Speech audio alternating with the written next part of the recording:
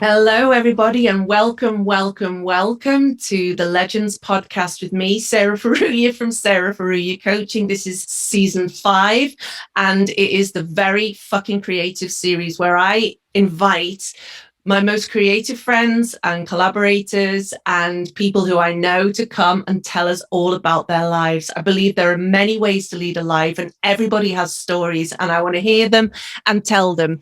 And today I have a fantastic artist. You're not going to believe the list of things that this woman has done in her life. So welcome, Kate Thomson. Hi, Kate. Hello.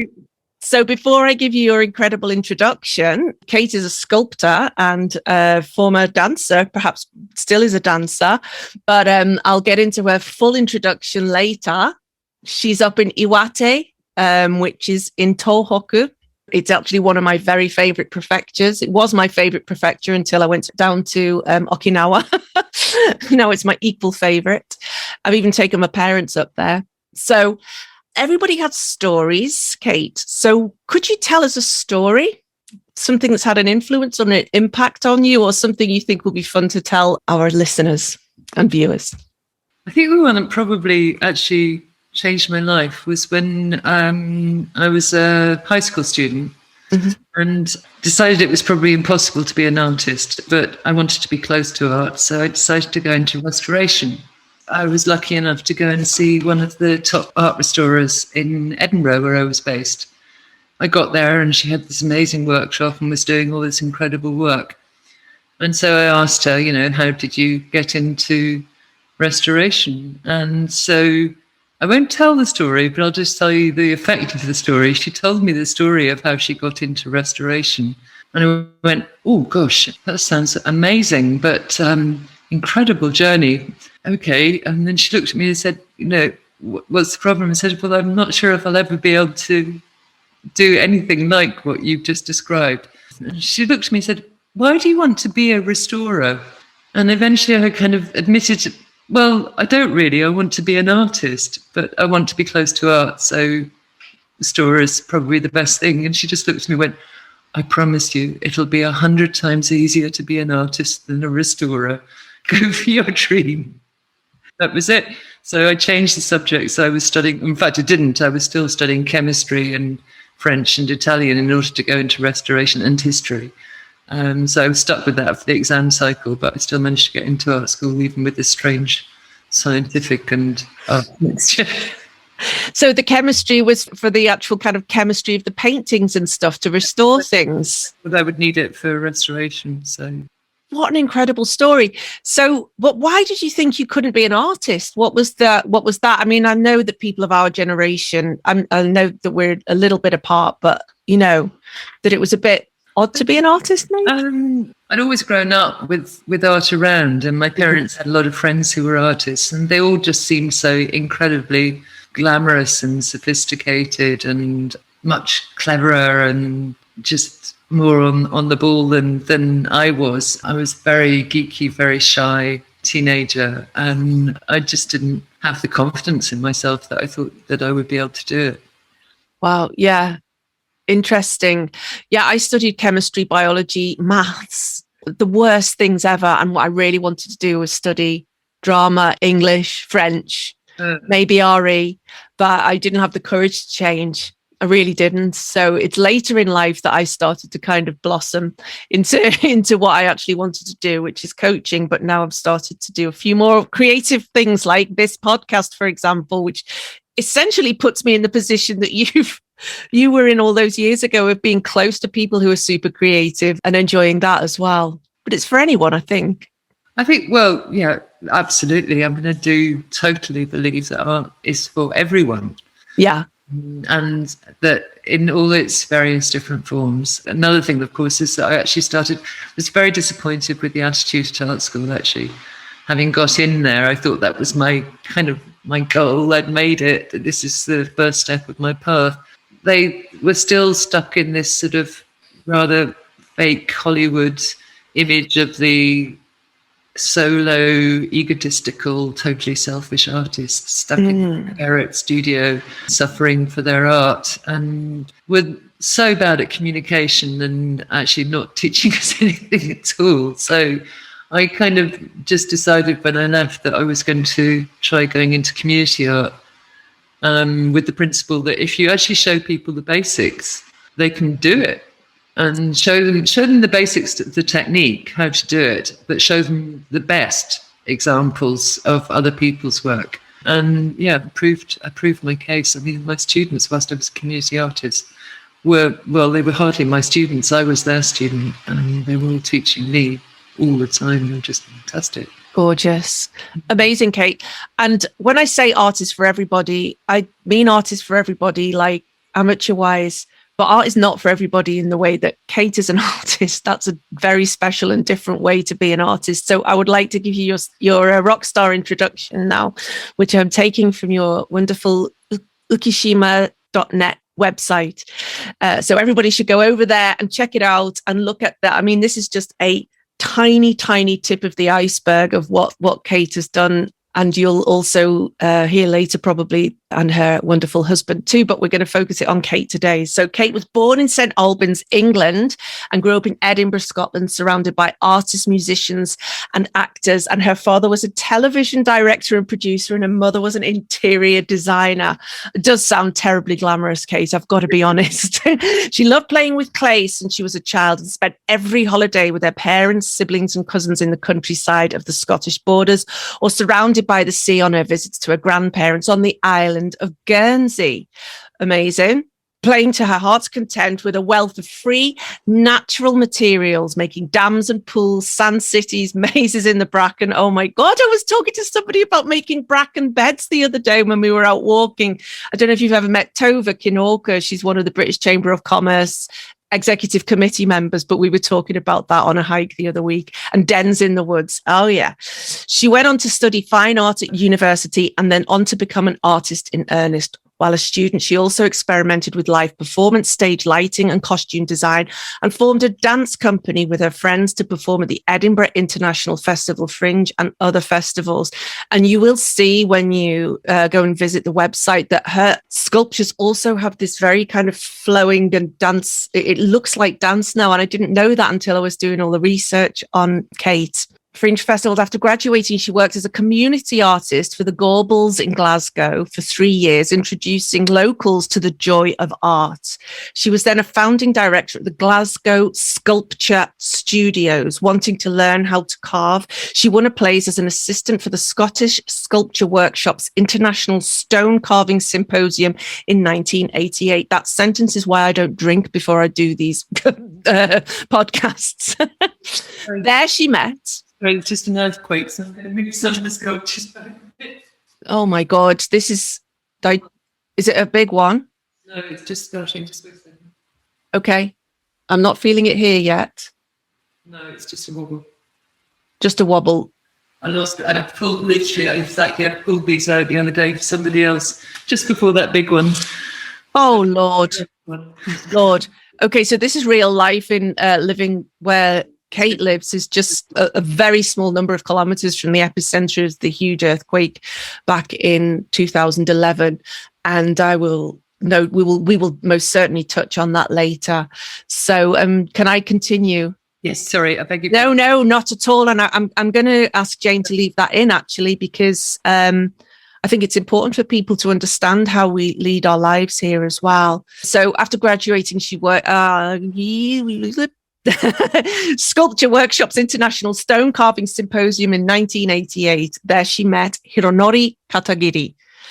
Kate has completed large-scale site-specific public sculptures in Scotland, Europe, Lebanon, America and Japan. Representative works include Waves of Affinity at the British Embassy in Tokyo, which I have seen, Henry Dyer Bronze Portrait, Faculty of Engineering, the University of Tokyo, Keys of Infinity in the Financial City in Tokyo, and River Spirit in Glasgow in Scotland. I've also seen their works in Yokohama, and also those sculptures that you're seeing behind Kate there are the awards for the British Chamber of Commerce. And I've just spent a year on their executive committee.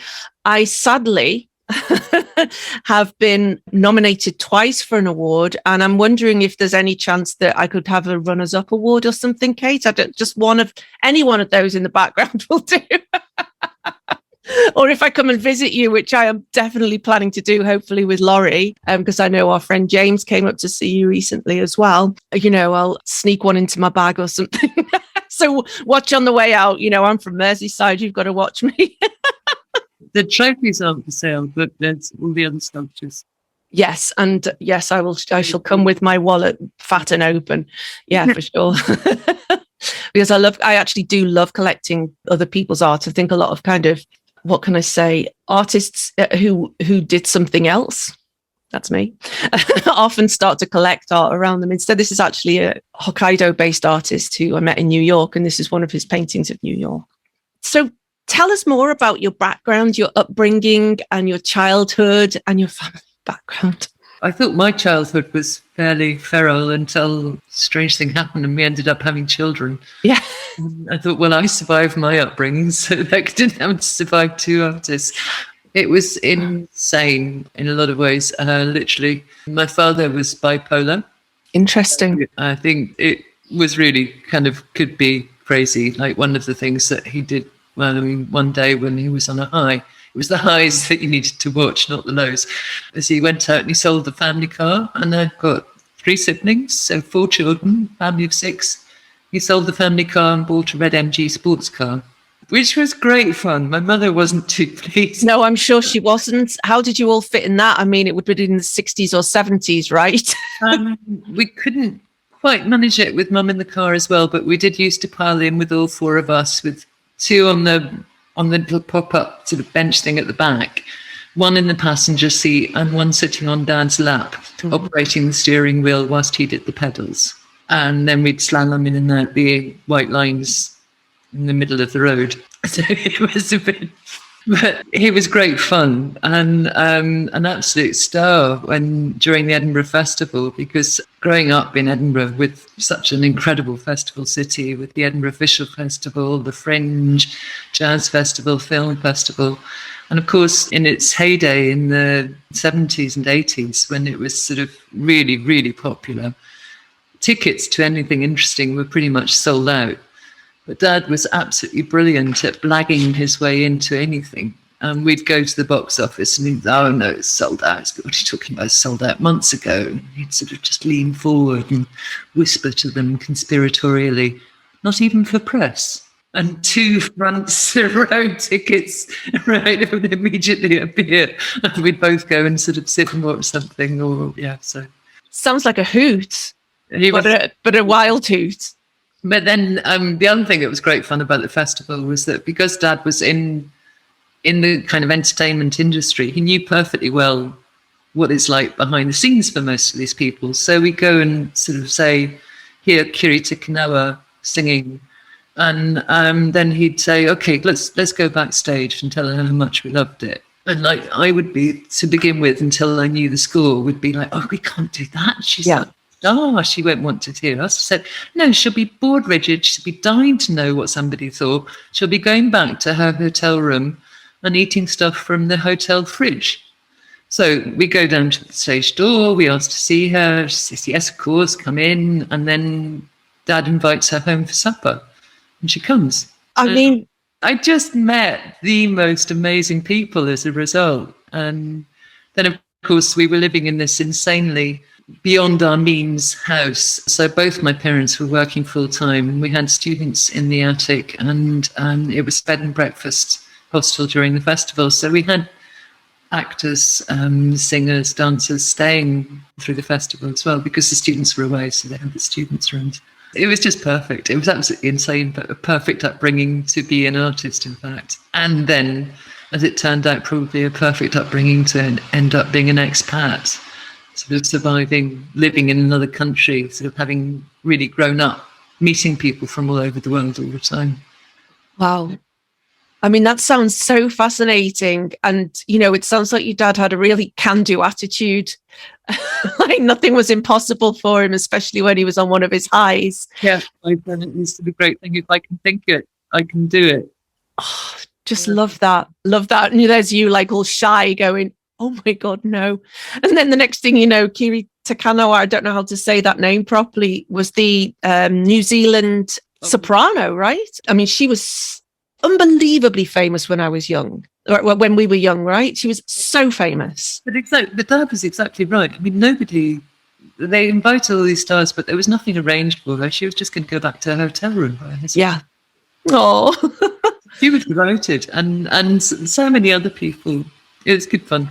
yeah, it sounds like it was good fun. And I mean, being what you described in your bio there as well, that kind of just being out and playing, that was such a wonderful part of, I've spoken to people who are our age and above. I think there's 10 years between you and I, but we just were so lucky in that we were able to play out and be out in amongst it. And there wasn't so much fear of children being out and about. I was out and about all the time.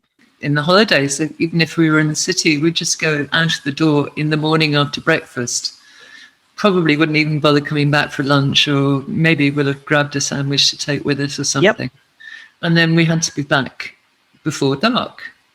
All hell broke loose if we weren't, which we quite often weren't. And yeah, just running around the neighbourhood, getting up to all sorts of mischief.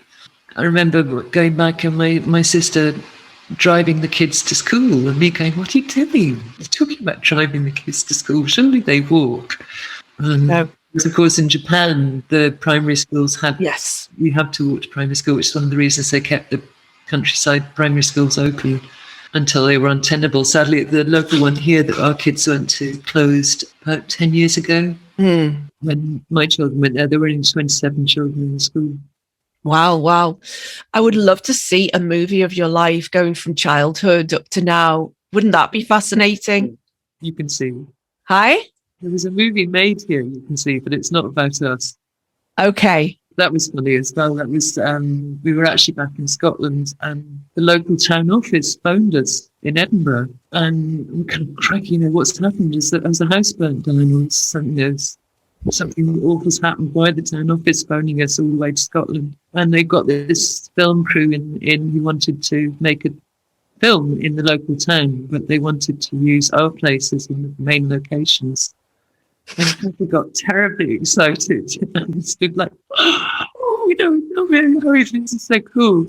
And of course, whereas I kind of grew up with all of that, so I was a bit more cynical. So I was the one, "What's the film about?" An alternative old people's home. So that wasn't quite so sexy before Old Catter. Sign me up. I want to end up in an alternative old people's home. Terrible with names, but I had some big stars in it as well, actually. So they were camped out of here for. Oh, but Kate, I'm lobbying for the Kate Thomson story from childhood to now. Wouldn't that be brilliant? Oh, the other thing that came up a while ago is oh gosh, what's her name? The Nika whiskey Rita. Can't remember the family name. Japanese man who married a Scottish woman. Oh yes. My husband started collecting whiskey after that. Yes. Yeah, loved that. And yes, morning drama. Well, originally that was going to just be a 2-part film, and I was up for the part because I actually apparently looked very like her.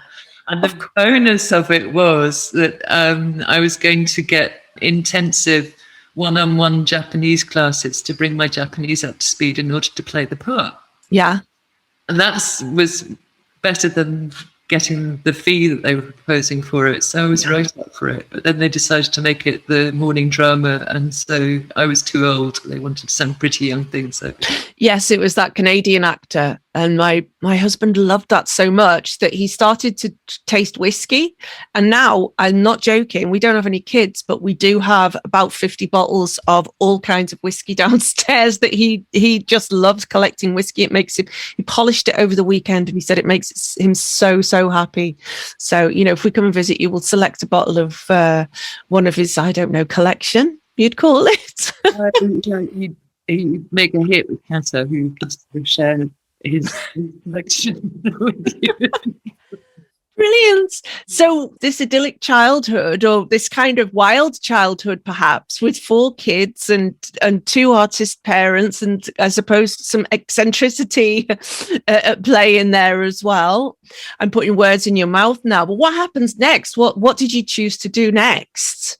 I think another side of actually the interior designer mother, she probably taught me much more practical skills. My father definitely taught me a lot of good social skills, but Yeah. Because when she first started out, when I was still a child, it was difficult to get masons always to do things. So I used to go and help her as the oldest of the three girls. Yeah. Doing things like helping mum wallpaper the ceiling of a client's house is when I learned all of my bad language. Ah, I don't know if you've ever wallpapered a ceiling, but it's a nightmare. never. So helping her out with a lot of the jobs that she was working on at that point as well just gave me a lot of good experience on how to survive. Then, as it turned out, coming here after we bought our derelict field with nothing in it, and we lived in a tin shack for 7 years until we built a house, and then eventually kind of got there. But, so making curtains and insulating the whole of the inside of the house and everything, I'd kind of done all of that before with mum, so I knew exactly how to do it. Again, those older generations, they did do so much, right? They were just such experts. Some of my oldest memories are of sitting underneath those fold-out wallpaper tables with my dad and watching him putting the wallpaper paste on, and then he'd teach me. He wouldn't get me to do it because I was tiny, but he would be telling me how he had to get the bubbles out and how thick the paste had to be and how to paint things and just having the right amount on the paintbrush and all that kind of stuff. And we also had a little shed on the back of the house. It was an odd house. It was built into the house, but it was on the house. I can remember sitting in the door of there in my dressing gown, watching him making furniture and stuff. Well, it wasn't fair. He was making our Christmas presents. He made Sarah's Cafe and Matt's Garage for me and my little tiny wooden things with like perspex in them and stuff. But he made all our furniture when we were young as well. So I just think it's amazing, that generation, isn't it? I've lost that now. I've never had to put it into play, but love that memory though. What was the biggest lesson then you took from your dad, do you think, on the social front? I think probably actually that being shy is actually being selfish. Interesting. Because it means you're thinking about yourself rather than the other person. Interesting. I mean, I would never say that to anybody, but if you're happy to say that. Yeah, so I think it's kind of what made me realise that I had to kind of get over it. Yeah.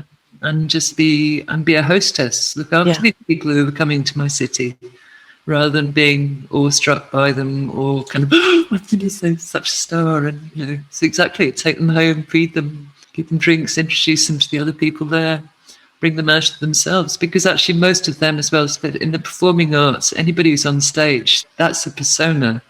When you actually see them off stage, they're very often actually quite shy. Shy people very often end up going into the performing arts because they can play this part and be something they're not, in fact, which is very outgoing. Love that. Being shy is being selfish. So being cordial is generous, or something along those lines. Love that. And how about from your mum? Just work like crazy. Work ethic. Yeah, work ethic, definitely. Dad was very inspirational and worked incredibly hard, but he had a different kind of slightly, inhumane. His superpower was the bipolar thing, so he had all that energy. So lots of charisma and lots of inspirational energy, and then your mum had more of that. What, more kind of practical work ethic, or? She just worked incredibly hard. She never stopped. Poor kids, her own full-time job, running her own business, running a house full of lodgers and bed and breakfast guests. And she was always throwing parties. The house was always just full of people. Just, go for it and work hard. And, also just both of them, they were both incredible hosts. Just incredible hosts. And this is something I've heard about you as well, Kate, is that you are an incredible host up there. So it's all falling into place, right? For me, I'm like, oh, this makes so much sense that you got this massive piece of land and then just got on with it, raised 2 kids there while at the same time building this sculpture business. And I mean, such prolific work and such famous work as well. I don't know if that's the right word, but like, it's well known. People would know it, right? So that maybe people wouldn't know who Kate Thomson is, but then if you say that I don't mean to be rude, but if you say like, that sculpture outside that building there, and they'd be like, yeah, that's Kate Thompson. Oh, I think because it's most of the work that both Kata and I have done is public sculpture. So if you go to a museum or a gallery, it's sort of very clear who the artist is, and an exhibition is all about that artist. Whereas, of course, bulk of my work is just in the public domain. Yeah. Sometimes there's a little plate somewhere in the paving or something saying who it's by. Yeah. But often there's not even that. So wow. So you mentioned earlier that you studied this odd combination of chemistry, Italian, something French, and something else in order to become a restorer. History. History. So what happened next after that? So you went to kind of see this restoration expert, and they were like, no, no, don't do that. What happens next? And then you get into this. A lot of community stuff happened at first, from what I can gather. So what happens next after you graduate university? Where did you go? Newcastle, was it? In Newcastle. Actually, a lot happened was I was at Newcastle, but mostly in the Theatre Society and setting up a dance company. Okay. When I first graduated, I got a post as an artist in residence in 2 schools in Newcastle. That was fascinating because one of them was in quite a nice sort of middle class area, and the other one was in quite a tough neighbourhood. Of the 2 schools, the one in the tough neighbourhood was absolutely fantastic. It was entirely because of the teachers. Yes. The teachers in the nice middle class area. It was a state school, but most of the teachers were actually working there. A lot of women. A lot of them, it was the second income for the family that was going towards paying for their own children's private school. Private school, yeah, I know, yeah. They really couldn't give a toss about the kids. Interesting. They weren't interested. And the whole point of me being an artist in residence was to be a seed project. And it was actually because I'm not a trained teacher, it wasn't legal for me to be in the classroom on my own. But they would just leave me there and go off and have an extra coffee break or whatever. And the project went well and I had fun with the kids, but it was a bit hit and run because I was only there for a month. Whereas the second school, which is in the tougher area, the staff were just so keen on trying to do anything to help the kids. They were absolutely bowled over by the idea of having an artist come in and be a resident for a month.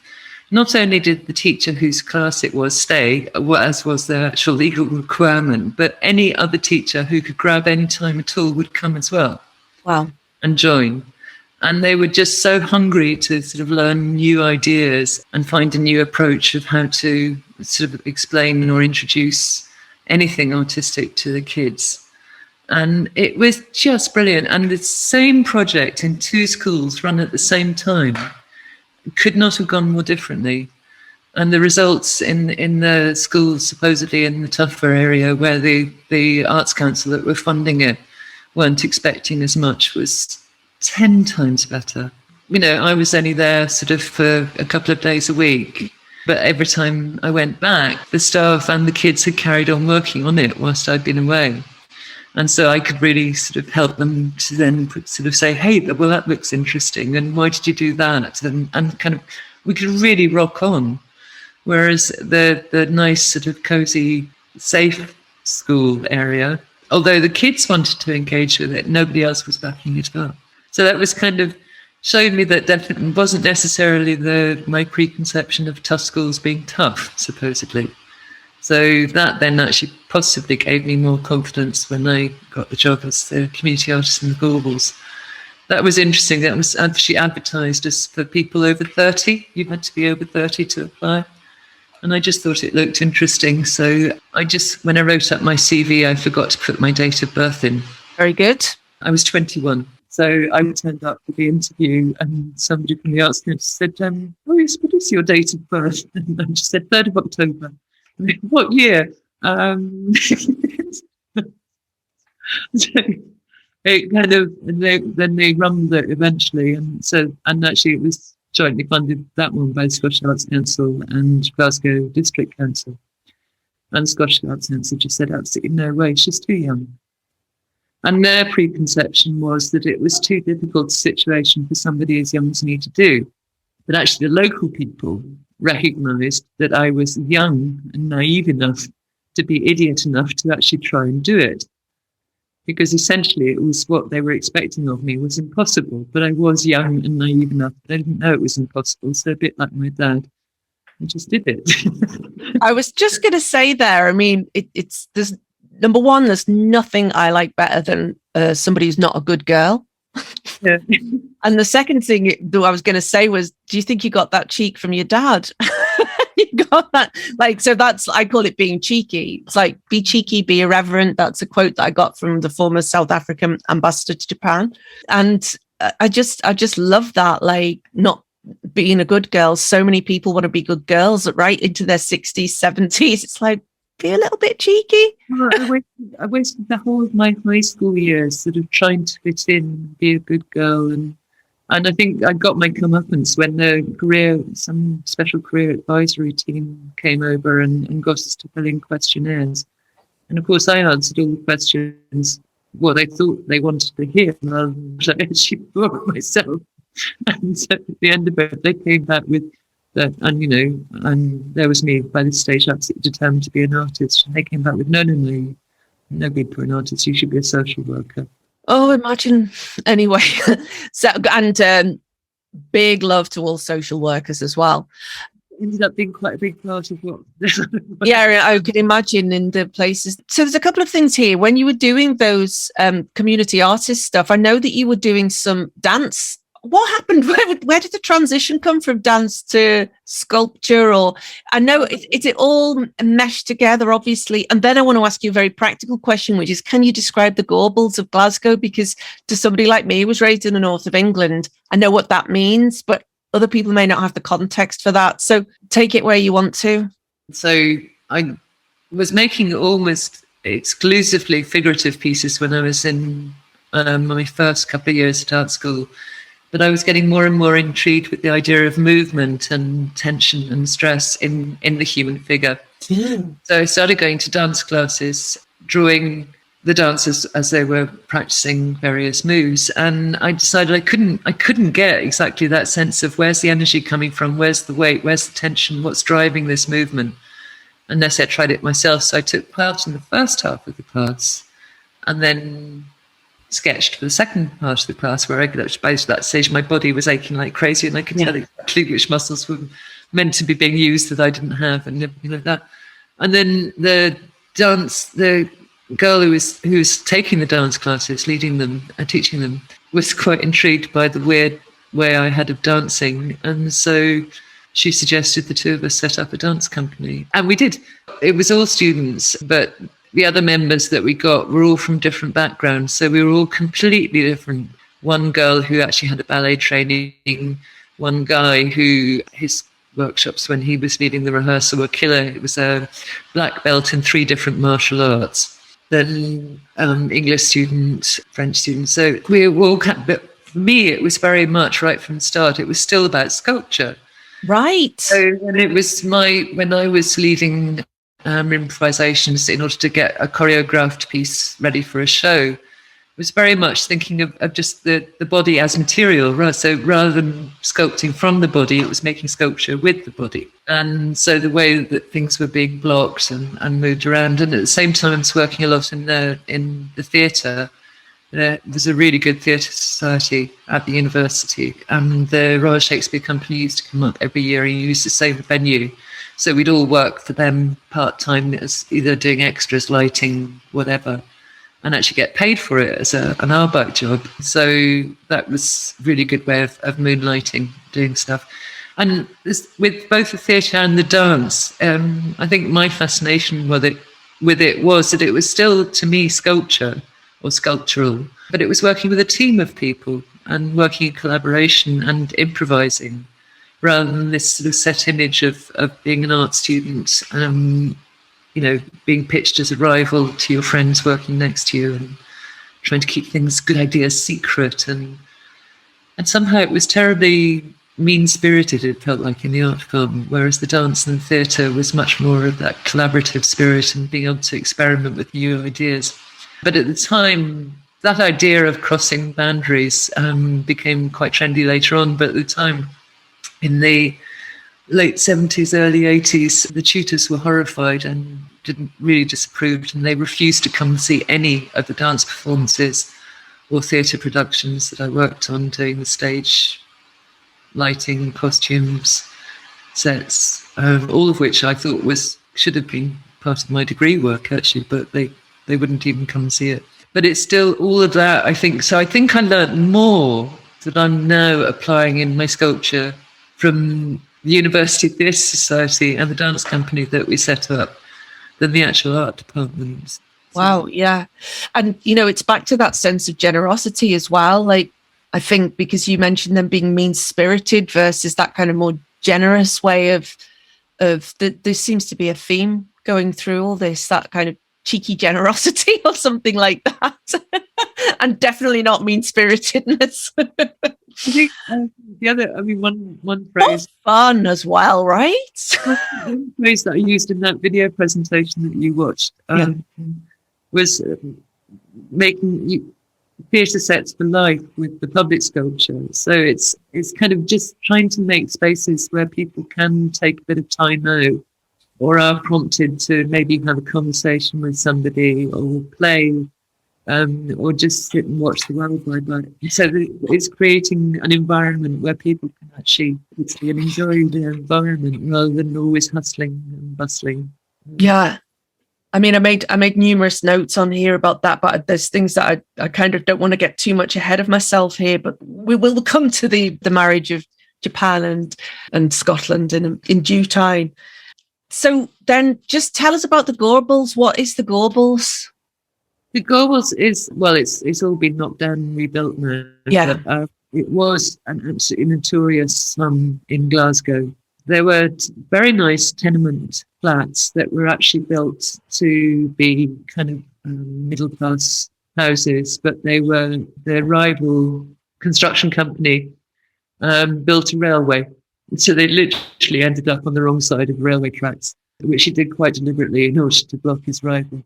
And so it wasn't such an attractive area to live in, so the absentee landlords moved in and bought flats instead. And so a flat that was designed for, a family, 2 adults, a couple of kids, or maybe 1 kid and 1 maid, or so maximum 4 people. They moved 2 or 3 families in. Yeah. Or very large extended families into one of these tiny flats. They weren't looked after properly, and they very quickly became damp and run down, and they didn't have indoor plumbing or anything yet. So the great dream of the 60s was to demolish them all and build these high-rise flats, or at least that's what everyone was told at the time. I've since discovered that it was actually a deliberate policy, not only there, but I think across the country, that one of the reasons they were doing this was to actually break up the gangs, because the gangs were based on streets, the tenement streets. So the powers that be, in their insanity, decided that if they took away the streets, they'd take away the structure for the gangs, and that would solve the gang problem. Actually, all they did was destroy the community spirit. And the gangs, of course, very quickly found a different structure, but the community wasn't there to be a buffer for them. But of course, I mean, Glaswegians, like most people in the north of England as well, that where you said you were from, are incredibly good at building communities. So they did manage to rebuild communities even in these awful high-rise flats. But then the high-rise flats, turned out most of them had actually been designed for Spain, not the wet, damp Scottish climate, and they soon became, very quickly, I mean, in under a decade, they became slums themselves. Yeah. And so, and the gang structure was still a problem, gang culture was still a problem, and a lot of drug dealing, a lot of depression, a lot of unemployment. Then, of course, the big industry in Glasgow, particularly the shipbuilding and the steel industries, collapsed. So a lot of unemployment, and heroin was a really big problem. In the Gorbals. Yeah, I mean, this is the story of Liverpool as well. At the same time, I think there was parallel stories going on there. They're very similar cities, very similar cities. But then also, of course, like you said, there's just this massive heart in there. And so you were working as a community artist in the Gorbals. And I believe you've got some work in there, right? Well, actually, that was rather nice because we did a couple of murals, as they call them. Murals. Murals, that's Hilda Ogden of Coronation Street. Actually, I decided that wasn't what I was there for, because I was there for 3 years. That I wanted much more to build a studio base. Ideally, somebody coming through it then could take over the running of it after I left. And so it was much more about me working with individuals, developing their own work in their own style at the time. But then 30 years later, I won a competition in the last part of the area that was being rebuilt, to make a public monument. So it was actually working in the Gorbals that inspired me to want to work on public sculpture, because I was just so frustrated. I had a budget of £150 a year for material. So I got really good at begging and scraping. I mean, one of the things I discovered at the time was newspapers were still printed on big rolls of paper. And by the time the roll actually got to about that big, it wasn't economical to start the press going. So this was, 2 meter long rolls of paper that thick were rubbish. So I used to go around all the newspaper offices in Glasgow and pick up all their ends, roll ends. So we always had as much paper as we needed in the studio for anybody to do whatever they make. So we ended up making a lot of sculpture from paper as well as drawing on it. And our school closed down, and I managed to inherit all the kilns and the clay and the materials that they had left, and so things like that. But certainly no public sculpture. And there was a whole group of kids got really into sculpture, and we got really excited about the idea of making a sculpture playground. And there seemed to be possibility of funding available for it at one point, but then it all got kiboshed because somebody else had been working on something else in another area, said, oh, it's no good because it'll just get vandalized. So the project was cancelled. So it was kind of like a 30-year full circle. So the seeds of wanting to work in public sculpture started in Gorbals, and I just couldn't. So I was determined to start working in stone after I left there, so that I could have the facility to make sculpture that could last in the public environment even. Beautiful. I mean, even talking here about you did sculptures in paper, that makes me think of origami. So now I'm picking up all the breadcrumbs of like your journey to Japan. So how did that happen? If you could kind of fast forward a little bit or change gears a bit to let us know, how did you end up meeting Hironori Katagiri, or aka Kata, your husband, also a prolific sculptor and artist? So, well, after I finished in my 3 years in the Gorbals, I wanted to start working in stone. So I won a place as an assistant on a stone carving symposium up in Scottish Sculpture Workshop in Aberdeenshire. I very quickly became the symposium clown because everybody else there had at least touched some stone tools before, and I had not a clue. Yeah, I hit my hand more often than the chisel, which hurt the sculptor whose assistant I was more than me, because every time I picked it, got to the point where every time I picked up a hammer, he'd flinch. He couldn't bear it. I really love a cup of coffee. Anything but stop hitting yourself. Yeah. So whilst I was in the middle of that, and so I think I kind of took it upon myself to make everybody laugh, to make up the fact that I was so useless at carving stone. At that stage, there was one Japanese artist there called Yoshiro Yagi, who was great fun, and he'd been introduced to the project by Kata. And I didn't know this yet, but he came over to check on whether Yagi was doing okay. He was actually based himself in Austria at the time, in Edinburgh, running as assistant art director of Symposium in Edinburgh, just outside Vienna. And he used to spend the winters at the same workshop where this project I was working on was, to develop his own ideas, whilst spring he was setting up the symposium projects in Austria, and then summer running them, and autumn clearing everything up. So he knew this place well. So when he turned up, it was like the prodigal son returning, and everyone was like, "Oh, Cat is coming, Cat is coming." Actually, before he even got there, I was sick to death of hearing about him. Yeah. Everyone was like, "Oh, Cat is coming, Cat is coming, Cat is coming," and I was like, for weeks. Cat is coming tomorrow. Oh, that's a shame. I've actually got to pop back down to Glasgow for something. Never mind. Like, maybe meet him next time. And then by the time I got back from Glasgow, 2 days later, my friend Sibylla was, Cat is here, Cat is here. They've all gone up to the pub. Come on, we'll go and meet him. It's my turn to clean the kitchen, isn't it? And then Sibylla was like, started cleaning the kitchen. And Sibylla was like, come on, Kate, come on, we're going up to the pub. You're going to come meet Cat. And I don't know, maybe somehow instinctively, I didn't want to meet this guy because I knew that once I did, it was going to completely turn my life upside down. Interesting. I really didn't want to meet him. I was avoiding it. And eventually Sibylla dragged me up to the pub, walked through the doors. We took one look at each other and that was it. Wow. And I'm looking at the photograph of you two when you're extremely young here, fresh-faced. And I'm imagining this version of you walking through the pub doors there. So you founded the Ukishima Sculpture Studio in 1991, right? So you met in the 80s, is that right? Yeah, we met in, I always get this wrong, 86, 87. Okay. So, and then you decided that you wanted to have a place of your own, is that right? Tell me the story. How did it all come about? You want stories? They waffle on? So many. I mean, it's enormous, isn't it? Your place. It's a huge piece of land.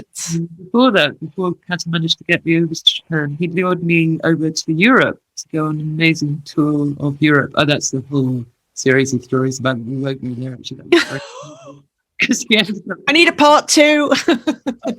He also invited a Japanese friend of his to Europe before he met me. He hadn't told him that he'd got a new girlfriend, and he hadn't told his new girlfriend that he had a friend coming over. So there's a strange group of 3 people touring Europe together. You can imagine it was a fairly complicated scenario. But anyway, I completely fell for the whole idea of the sculpture symposium that he was working on and artists collaborating together. And so on top of him being incredibly attractive, the way that he was working was incredibly attractive. And so I was absolutely hooked. But meanwhile, we'd started setting up Glasgow Sculpture Studios as a charity, and I was in the middle of writing the constitution and getting charitable status and the company seal organised and all of this sort of thing.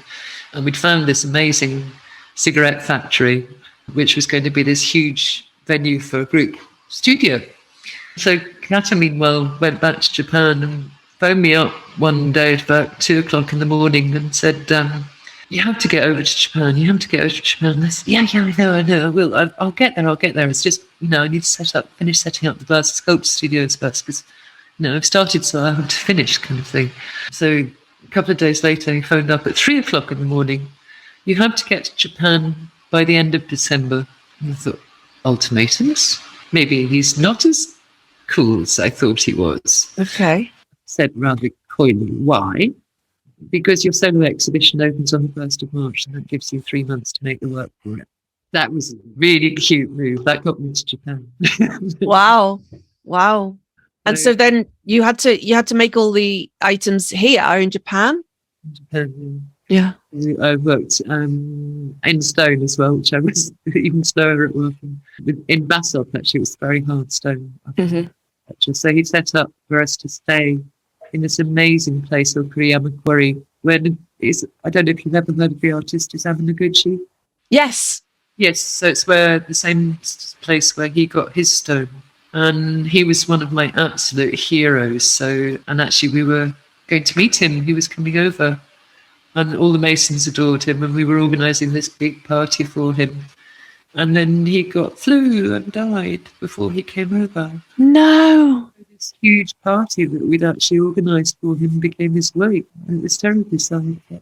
But the quarry was just amazing. And ever since Noguchi had sort of discovered this stone and kind of made it famous, the quarry owner had been Yamada-san had been hosting artists, sculptors like us coming, paying absolutely no rent, giving us offcuts of stone for nothing, and just fairly tough living conditions. And the first morning I woke up and I thought, it's not possible to be this cold. I can't believe how cold it is. And eventually I pulled my head out from underneath the futon and realised why it was so cold. The futon was covered in snow. Oh my God. There was a hole in the roof. It was snowy. And you're coming from Scotland as well. If that was the coldest you've ever been, that is cold. I mean, it's Baltic up in Scotland, isn't it? That was a really fantastic, actually, introduction to Japan, because there was the Kato and me staying there, and this incredibly generous patron, really, Yamada-san, who was letting us work there and use his material, and sort of other sculptors working there who'd used it before, so seeing how they work and learning some of their techniques, and then actually blessing the Ketchi-san, helping me polish my piece when deadlines were looming before the exhibition opens. And I just, fell in love with the whole idea of being a sculptor in Japan, which I thought, this is actually interesting. And then we worked on several international sculpture symposia all over Japan. So I got to actually, because it's easier to move us than what we make, actually. So we moved around making things in various different cities, but before we had our own studio. And then in 1991, we decided that we really needed to have a proper base of our own. We couldn't just spend the whole of our careers hanging out at Yamada's quarry and sort of sponging off him. So we needed to set up our own thing. So we just kept coming north until we found something that we could afford with the space we wanted. And the address was a pretty good sales point, actually, because it's two stone artists. I used to work a lot in ceramics, and it's Ukishima. It actually means floating island, as in the floating island paradise. Ooh. And then it's Tsuchikawa, Earth River.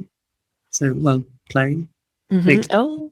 Iwate, rock hand, rock hand, rock hand. Oh my God, I hadn't even put that together. Iwa meaning rock and te meaning hand, and the kanjis are that as well. Most artists, when I write our address, they think we've made most of it up. This is the actual address. So serendipitous, and that's what we call the magic in my coaching. In my coaching practice, we just, give that a little wink and let it be huge. We call it the magic. When I was watching your video, which we will link to below, you mentioned how Japanese and Ainu and Celtic art has some.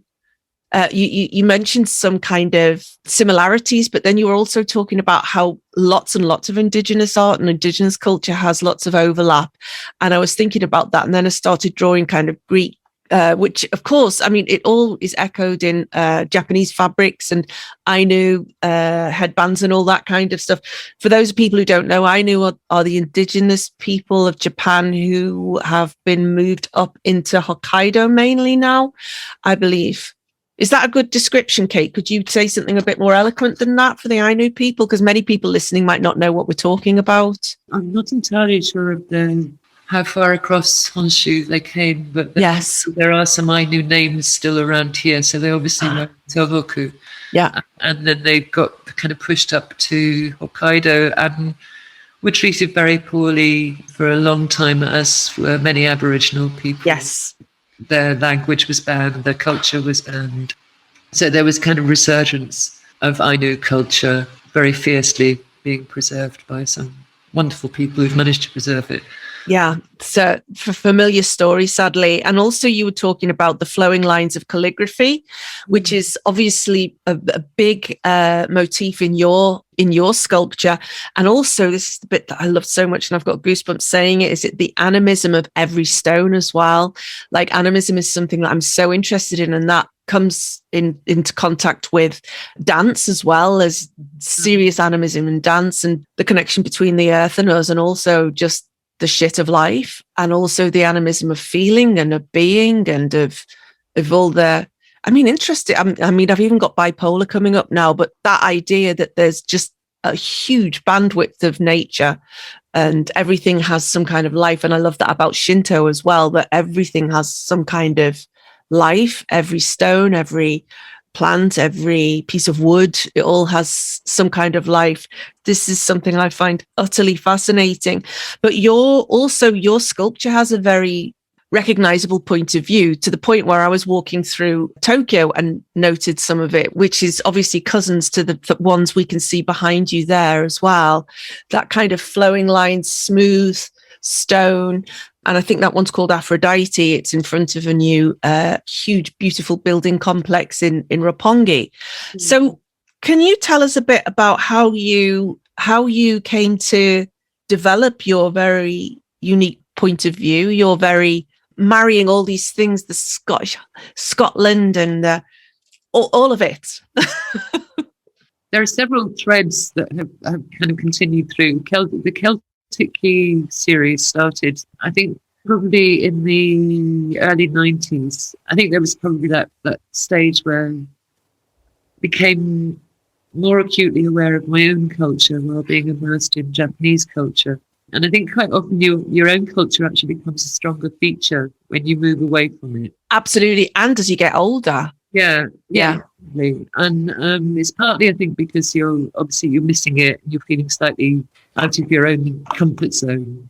But I think it's also because you get to sort of step back and look at it from a distance. Yes. So rather than going for the sort of the Brigadoon cliche of Scotland. And I was intrigued quite early on with the first time I came across the Ainu kind of key patterns on their textile designs. No, it's exactly like Celtic key patterns.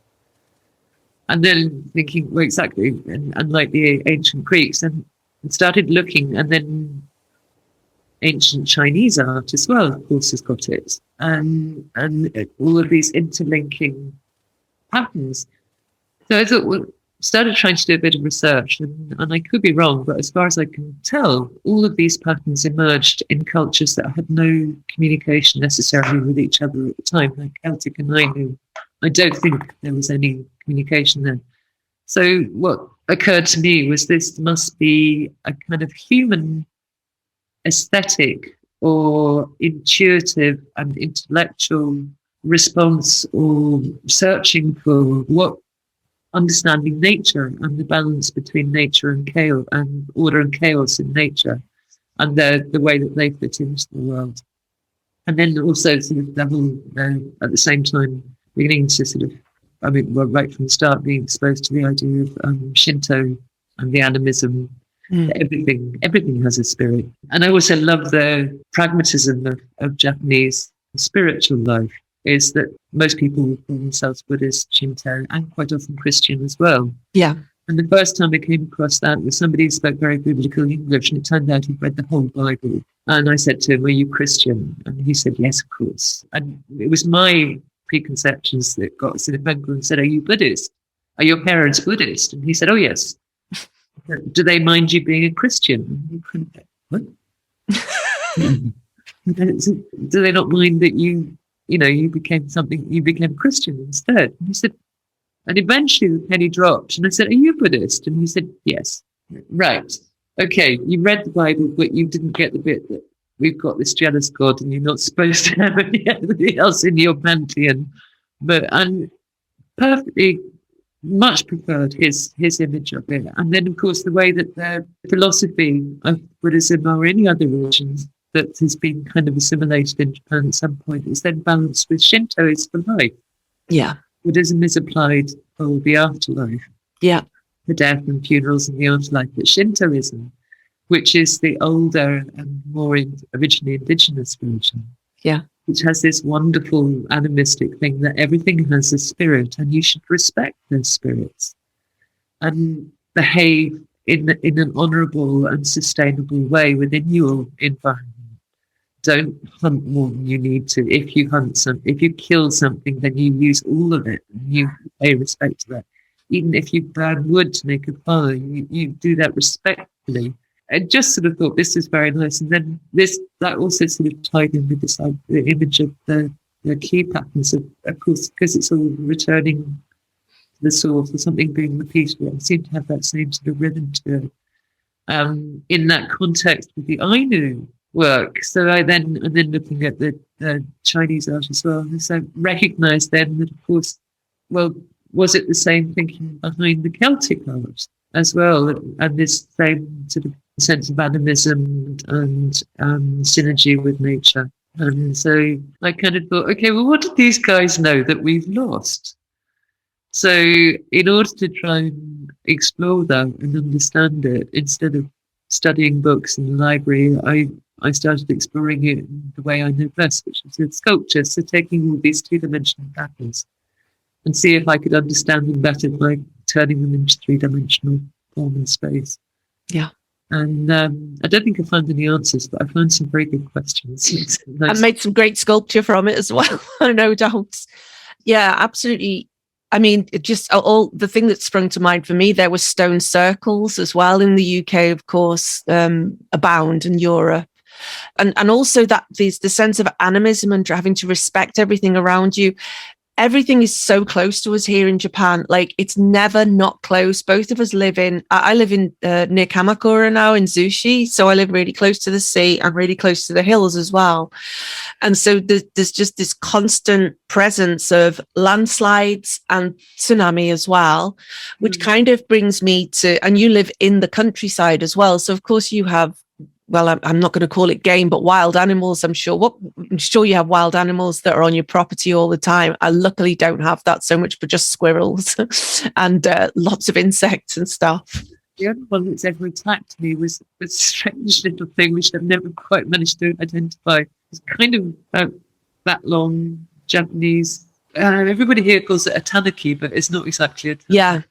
But no, it was different. It's not the usual. Something else, like a civet or something. It actually came into the studio as if it owned the place. And I was kind of started messing around with the electric cables that were still on the ground. So I thought, that's not going to be a good idea if it starts chewing those. So I was trying to shoo it away, and it just went for me. Wow. And did it hurt you? Thankfully, I had my steel toe cap, really thick Wellington boots on, because it was, otherwise I think it would have been a case of tetanus shots at the hospital straight. Right, tetanus. I was not rabies shots here now, I guess. But otherwise we get foxes, ordinary raccoons, the usual Japanese tanuki raccoons, and kamoshka. Have you ever heard of kamoshka? Yeah, they're like little fat deer, right?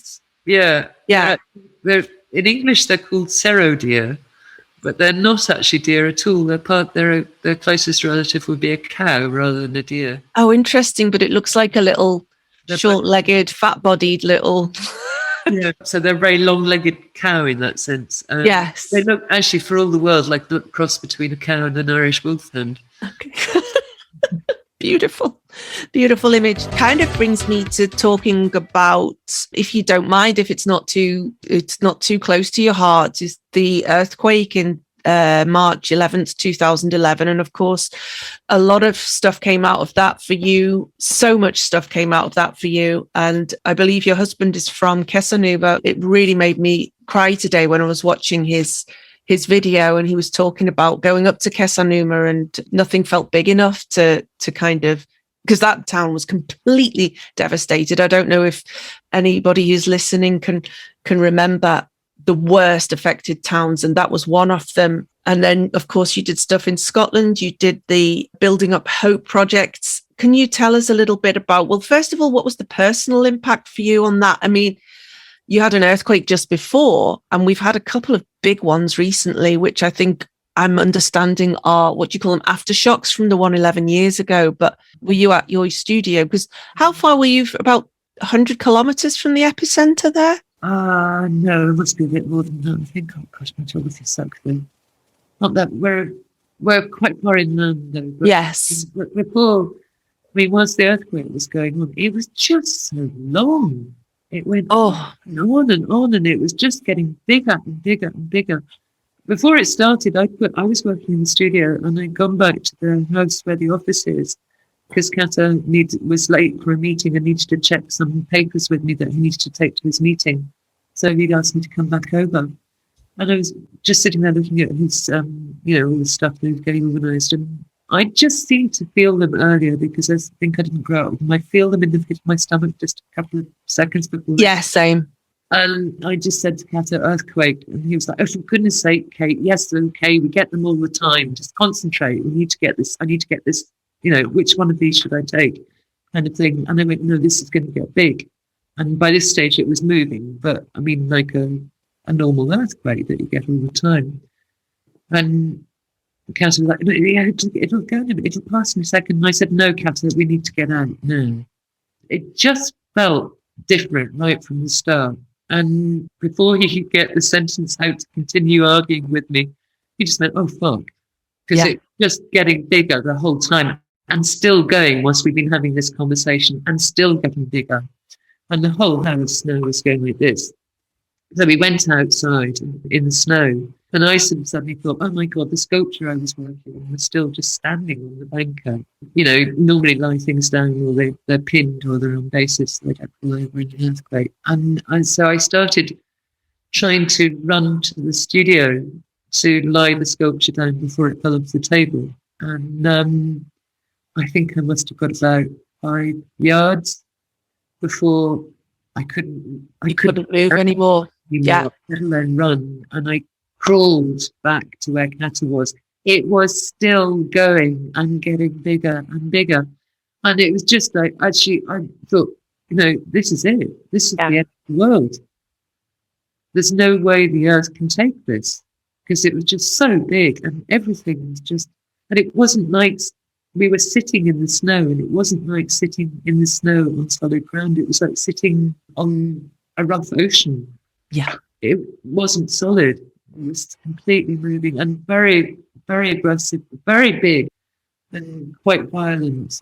Just anyway, I was sitting there thinking, oh my God, this is it. We're never going to see our children again kind of thing. And Kato, of course, who's from Kasenema, just went, oh my God, tsunami. The earthquake was still going. All of this story so far, the earthquake was still going. It finally, about the moment that he said tsunami, it finally started slowing down.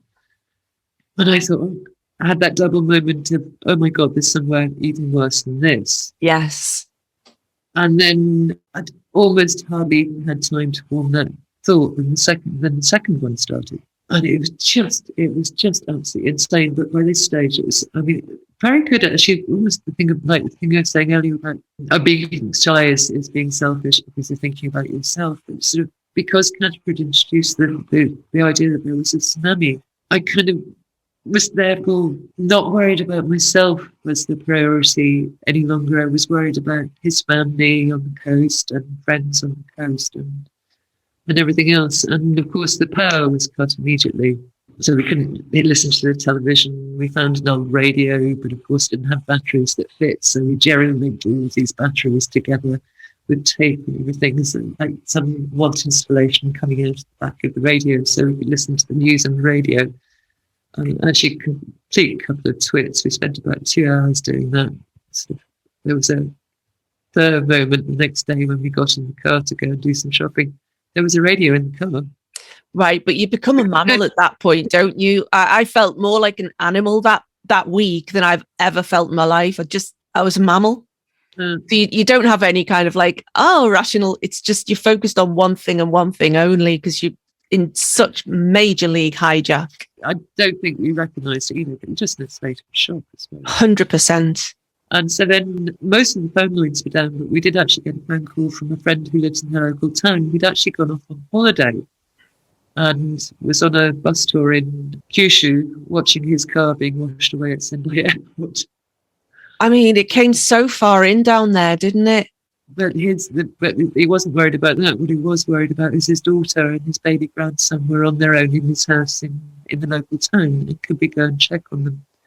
So I drove into town to check on them, and it was really creepy because, of course, all the lights are out. The only 2 buildings still had lights because they've got their own generators. Yeah. The station and the hospital, and everything else was just completely dark even in the town. And so got to Lisa's house and tried. There was no doorbell because no electricity, so banging on the door. And eventually she came to the door shaking like a leaf because she couldn't work out who was banging on the door with the baby in her arms. And I just took one look at her and said, "You're not staying here by yourself. You're coming in with me now. Grab all the milk powder and nappies you've got. You're coming home." So she was a godsend to have her around for the next couple of weeks, actually, and the baby, because I had them to look after instead of worrying about myself. So that night, we all huddled around candles and listening to the radio with our weird battery installation. By which time, of course, we were getting the news of Fukushima, and we just, some of the news of the tsunami, how huge it had been, and then of Fukushima, and it was just like, it just seemed to be getting to that impossible stage of every news report was sort of More. End of the world scenario, and each new one was even worse. And it was just like, oh, it's awful. Oh my God, how can this be happening? Yeah. We absolutely thought, that evening we were all discussing about what we can do, what can we try and do to help. And that of being from the seaside is actually incredibly practical. And so, well, there's absolutely no good just doing a knee-jerk reaction and rushing in there. You'll just be a bloody nuisance and get in everybody's way. They don't need you just now. You'll just be in the way. So stay out of the bloody way. And, let's think about what we can. This is something that's going to take a long haul to deal with. So let's see what we can think about to try and support people through the long haul, which is where we then came up with the various art projects that we ran. In fact, the postcards one was inspired because we couldn't get hold of family and friends on the coast. And the first news that we actually had from the coast arrived by postcard. It just, the effect that one postcard had on the whole household of people we had by then, earthquake refugees living together, was just so wonderful. And meanwhile, I was getting all these emails from abroad because we had electricity back saying, "Are you okay? Are you okay?" And thinking, I'm fine. The people who need this are not getting it. So decided to ask artists all over the world if they'd send art postcards to Japan with the same kind of messages of support. But instead of it all having to be translated, that's why I asked artists in particular just to make it a visual message of support. So I thought artists might be able to sort of communicate without words. It wouldn't all need to be translated. And it turned into, I thought I might get about 30. We ended up with well over 500. And it ended up being a really stunning project. And each community that we set it up with has responded in their own way. And many people, actually, the one that shocked me the most, though, was one of the first times we put it up.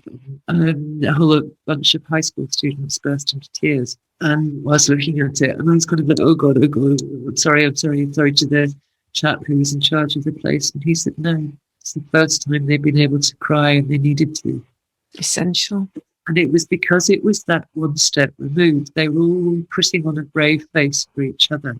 And also, really, for the first time, understood the whole Japanese manners system, because you can make no assumptions about how hard a place somebody else is in. So you have to very, very gently, very carefully kind of skirt around, find out if they're okay, if there's anything you can do to help them, and how they're managing, and do they want to talk or do they want to just be left alone. And the huge advantage of me being a foreigner with the Postcards project is people just assumed that I was nothing to do with it. It never dawned on anybody that I was actually here or anything. It's just you come in from the outside, so people could tell me their stories and could loosen up to me, and not feel self-conscious that the other person might have an even worse story. Yeah.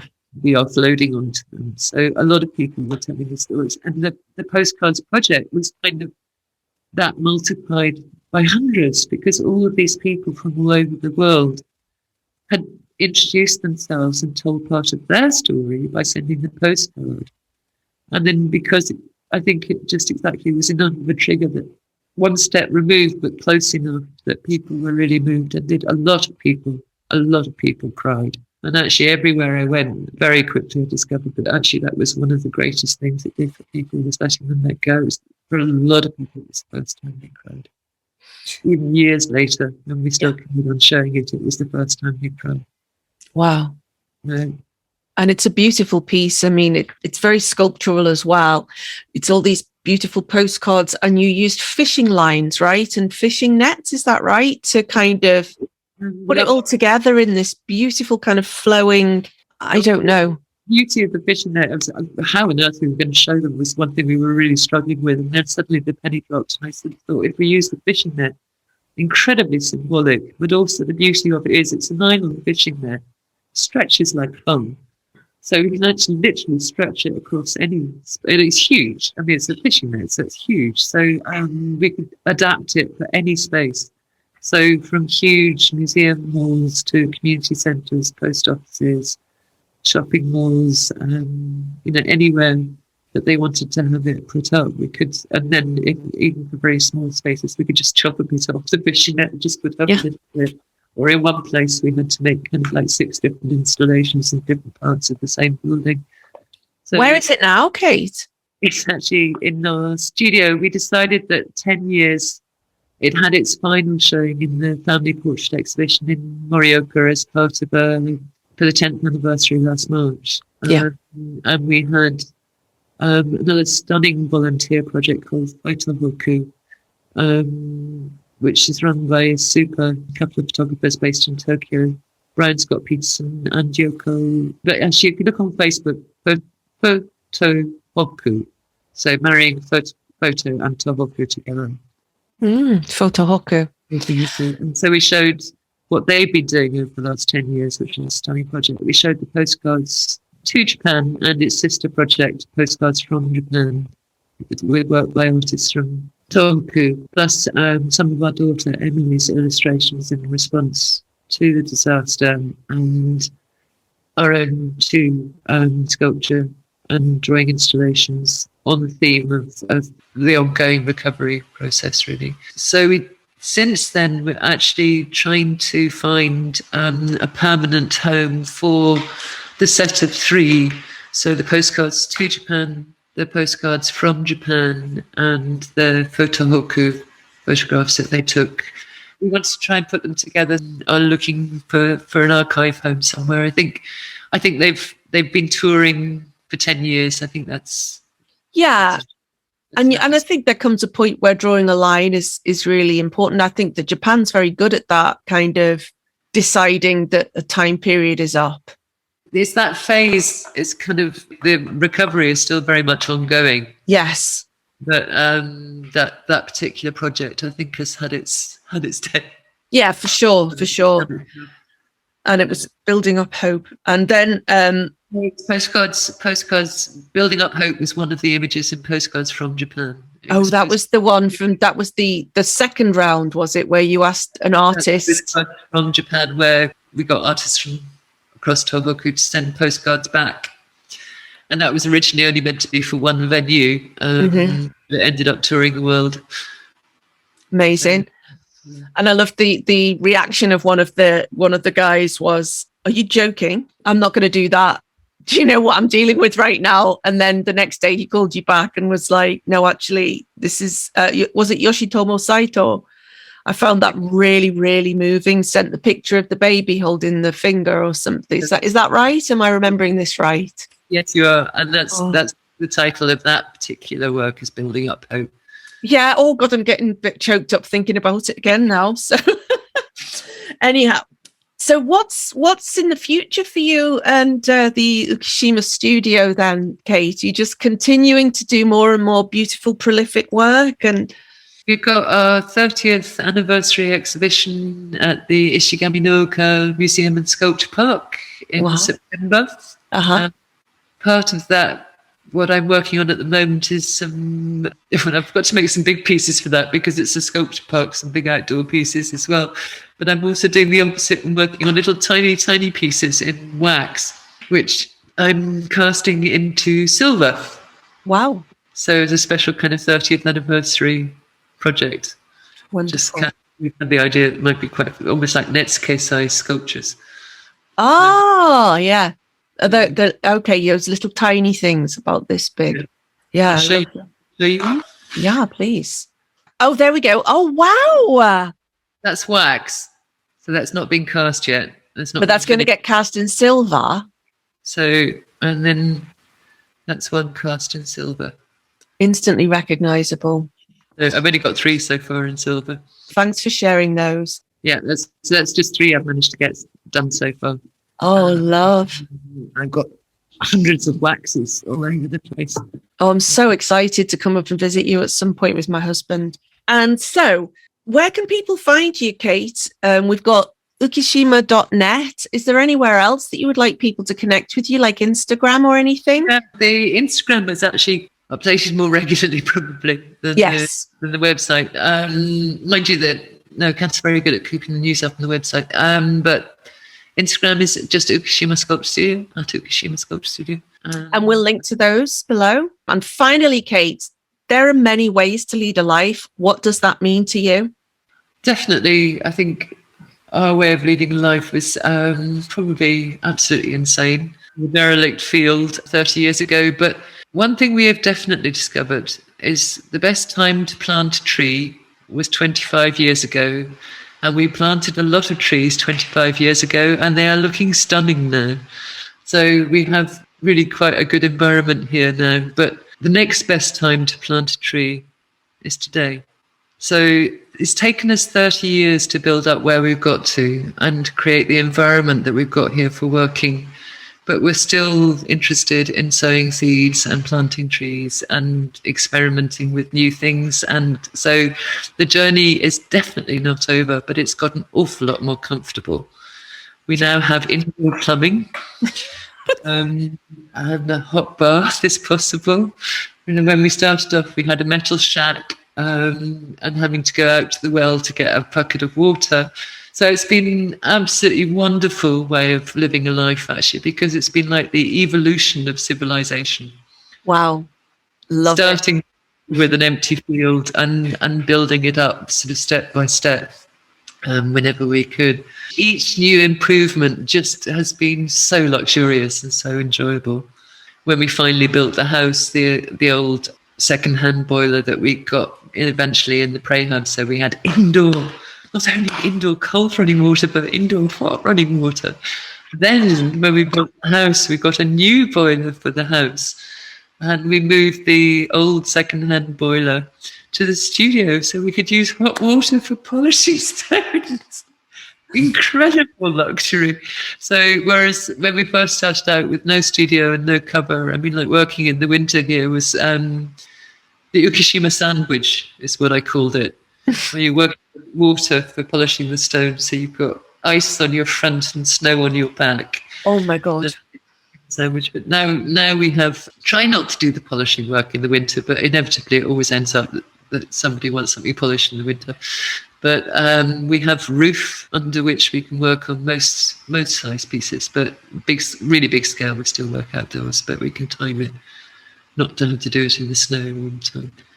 So enjoy the moments. I mean, I think like when I first found out I was pregnant with our first child, it was like, oh my God, no, we're living in a metal shack in the middle of a field with no indoor plumbing. We can't possibly have a baby in this.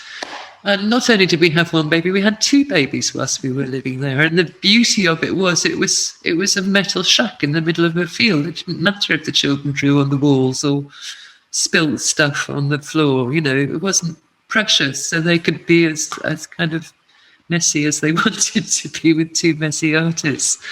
And gradually things got upgraded. So wonderful. That reminds me a little bit of the conversation I had on one of my previous podcasts with Karen Hill Anton, who you may know, also a long-term resident here, who's written a wonderful memoir. And she lived out in the sticks in a no hot water with her walking as well. So, but she was a messy writer, not a messy artist. And you mentioned your daughter there, and I just want to. This is I don't usually want to show this, and unfortunately it slipped a little bit when I was bringing it off the wall, but this is an original piece by Kate's daughter, who's a manga artist. Is that right? this is my, one of my best friends forever, Laurie, who's Scottish and also good friends with Kate and very strong Scottish connections as well as British Chamber of Commerce connections. And she got this commissioned by Kate's daughter for my 50th birthday. So I'm just so lucky to have this. And now I want a companion piece to it. I want to come and buy an original sculpture from it as well that I can take with me too. To remind me of my roots too. So, Kate, thank you so much. We've gone from the Celtic roots of your Scottish Guernsey background to the incredible tales of your father and the New Zealand opera singers and the Edinburgh Fringe Festival, to the Gorbals, to your incredible community work that you did there and how much passion you have for that and looking after people, and then finding your place in Japan and using the movement and the calligraphy and the animism and the dance and everything to create these beautiful moving sculptures in stone. And then just this incredible wisdom about planting trees. And what I'm taking away from this is just this incredible ability to just do things, identify what you need and then do it. And also you can't avoid your true love even if you try to. So, Kate, thank you so much. This has been the Legends podcast with Kate Thomson from Ukishima Sculpture Studio in Iwate, Ken. I love that part of the world. I've actually done a gunboat race down the river there from the dam into Morioka many years ago. And it's just been an absolute joy listening to your stories here. We've gone way over time, but I've absolutely loved it, Kate. So thank you so much. And in spite of our technical difficulties, I hope that you've all enjoyed this too. This is Sarah Faruya from the Legends podcast. There are many ways to lead a life and everybody has stories. And this has been an absolute gem. Thank you so much for listening to